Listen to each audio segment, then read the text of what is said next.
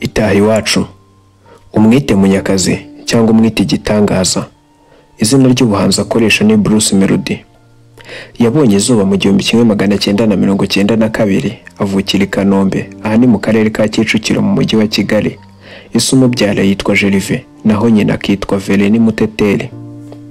Bruce Melody ni umwana wa kabiri mu muryango w'abana 4. Amashuri abanza yatangiriye mu kigo cyitwa ka Kanombe i Kanombe. Amashuri yisumbuye yatangirira i Kanombe n'ubundi ahitwa Efoteke, aza kuyasoreza ahitwa Zeramike, aha ni mu ntara y'Uburasirazuba mu karere ka Rwamagana. Uyu muhanzi waranzwe no kwibihakuye bikomeye kugira ngo agere ku ndoto ze. Indirimbo yakoze igatuma amenyekana niyo yasohoye muri 2011 yitwa Tubivemo. Uyu munsi sinshaka kuvuga cyane ku mateka y'uyu muhanzi umaze kuba ikirangirire mu Rwanda no mu ruhando mpuzamahanga binyuze mu kwigarurira imitima ya benshi kubera indirimbo ze ndetse n'umurava we, ahubwo reka tuvuge ku ntambwe ikomeye yateye mu bijyanye n'iterambere mu buryo bw'imicururize ndetse n'umuziki we. Uyu muhanzi Bruce Melody na coach we Gael bamaze gusinya amasezerano n'ikipe ya basketball yitwa UGB. Mu magambo arambuye ni United Generation Basketball. Menya iby'aya masezerano ashowemo agatubutse. Ese nawe uri kwibaza byinshi kuri aya masezerano?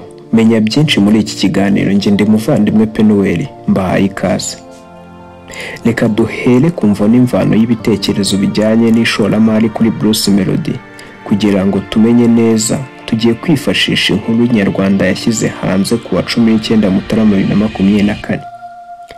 Bruce Melody yaganiriye n'itangazamakuru mu kiganiro cyabereye muri BK Arena ku wa 19 Mutarama 2024, hagamijwe ahanini gusobanura ibirebana n'ubucuruzi bushingiye kuri siporo binyujije mu itsinda risanzwe rimufasha na UGB, United Generation Basketball. Uyu muhanzi yagarutse kuri byinshi birimo ko azahuza ibyo asanzwe akora nk'umuziki ndetse n'ibyo yinjiyemo byo gushora imari muri basket, aho yiyongereye ku mubare w'abahanzi bake mu Rwanda binjiye mu ishoramari. Kuri ingingo niho yahereye avuga ko ikiganiro yagiranye n'umuhanzi nyarwanda mugenzi we King James ubwo bahuriraga muri Rwanda Day cyatumye yumva ko agomba kwinjira mu bucuruzi. Akomeza avuga ko King James yamubwiye ko azasubira muri Rwanda Day mu yindi sura. Ati King James ndabyibuka yarambwiye ngo ntago nzasubira muri Rwanda Day nk'umuhanzi, nzasubirayo nk'umucuruzi. Ibi rero nibyo byatumye Bruce Melody yumva ko nawe agomba gutangira kureba uburyo yakwinjira mu bucuruzi. Guhura na coach Gael bikaba imbarutso kuko byamuteye akarindi ko gukomeza guhuza ubushabitsi n'umuziki we.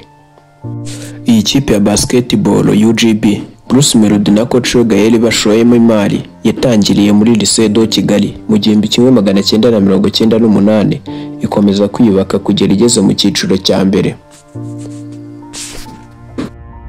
Nshuti zacu rero mwari muduteze yombi, uyu munsi kwari kugira ngo tubabwire iby'amasezerano Bruce Melody na coach Gael bagiranye na UGB. Mu minsi iri imbere ndabaha amateka arambuye ya Bruce Melody n'ibintu bimwe na bimwe mutagiye mumenyaho ku buzima bwe. Menya y'uyu munsi ni naha tuyisubikiye, tuzakomeza y'ubutaha. Kwibutsa gukora subscribe nimba utarayikora kugira ngo tujye dukomeza kubana. Ngaho mugira amahoro. Nge nitwa muvandimwe Penuel.